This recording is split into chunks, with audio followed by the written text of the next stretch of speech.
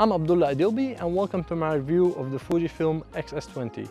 This entire video will be shot on the X-S20, starting of what you're seeing right now, so the whole review will be sample footage. I'm filming in 6K, open gate mode, so if I punch to myself to 100%, I should get sharp image because it will be equivalent to 2.7K, and that should be pretty good. I'm using face and eye auto detect to see how good the autofocus is, and using the Sigma 16mm f1.4, and so far the autofocus is doing pretty good. So let's start the video.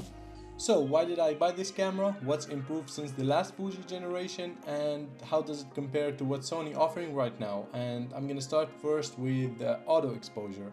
I had the Fujifilm X-T4 and the auto exposure on that camera was not good at all. I was constantly using manual exposure or locking the exposure, and that was causing some delays, and especially if I'm filming by myself. The exposure was going up and down, bright and dark, especially if you are using face detect. So if it detects face, the image goes really bright, and when the face is not detected, the image goes really dark. And now on this camera, this problem is solved, so I'm really glad for this. The second thing is the dynamic range. I had the Sony FX30, and compared to this camera has much better dynamic range than the Sony FX30. On the FX30, if you don't shoot in log, you don't get good results, but on the Fuji, you don't have to shoot in log.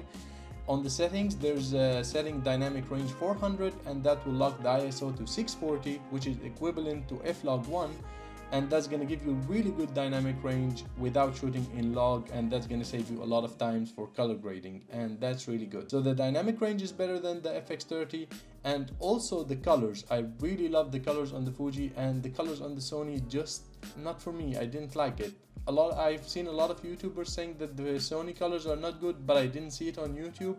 But when I had the camera for myself and I filmed footage by myself and then look at it on screen, I really didn't like the colors. So I know its colors is subjective, but I didn't like the colors, and I really love the colors out of the Fuji. Third and the most important is autofocus. I have to say it's dramatically improved since the last Fuji generation, but it's still not perfect.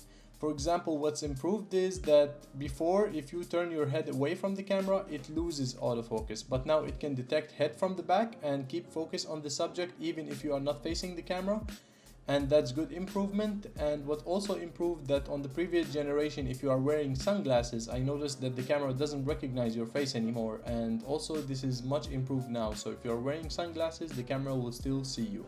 And also now what's improved about the autofocus, that it can see faces from far away, much better than the previous generation. So if you are further away from the camera will still lock focus on you and follow you wherever you move. So the autofocus is much improved, and I think it's reliable if you are filming by yourself.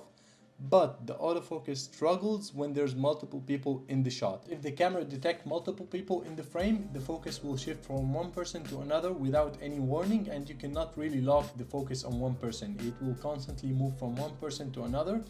For example, on Sony cameras, in the setting you can register a face in the menu, so the camera knows that you want the focus to stay on this person, and unfortunately it's not available with Fujifilm. So of course there's no perfect camera, but this camera is perfect to me, and that's why I decided to buy it and sell my old Fujifilm X-T4. I've seen a lot of YouTubers talk about a website named MPB, and they said that this website will buy your old camera, and I really had very bad experience with them. I went to their website and I said that I want to sell my old Fujifilm X-T4, and they said if it's like new condition they will offer me 965 euros, and if it's in excellent condition they will offer me 910 euros. And based on that, they provided me with shipping label, and I sent the camera to them. And after 2 weeks they sent me an email saying that yes, my camera is in excellent condition, but they will offer me 810 euros only because the price changed.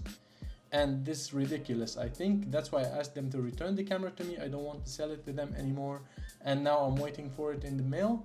But they just said it took too long and now the price changed. But I just used the shipping label that they provided to me. I don't recommend anybody to use this site because if they can change the price anytime they want, I don't think it's good service. But to continue on with the review, next is stabilization test. I was using the Fujifilm 35mm f2. It's non-stabilized lens. It's equivalent to 50mm, and just using the IBIS walking test, I think the stabilization is not bad.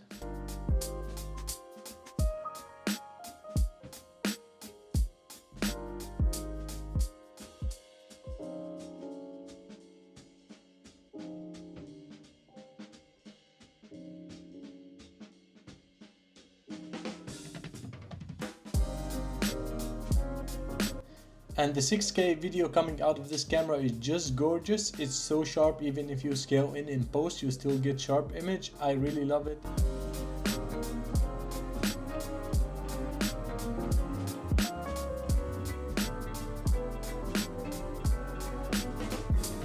And for overheating, I didn't test the camera extensively, but during the time I was using it, I recorded maybe 20 minutes clips in 6K and the camera wasn't even hot, and I didn't even get a notification that the camera is going to overheat. So if you are using it to film yourself and with your family and friends and stuff like that, I think this is the best camera for this price. So this is my review for the camera. If you like the video, please subscribe to my channel and I'll see you in the next video. Peace.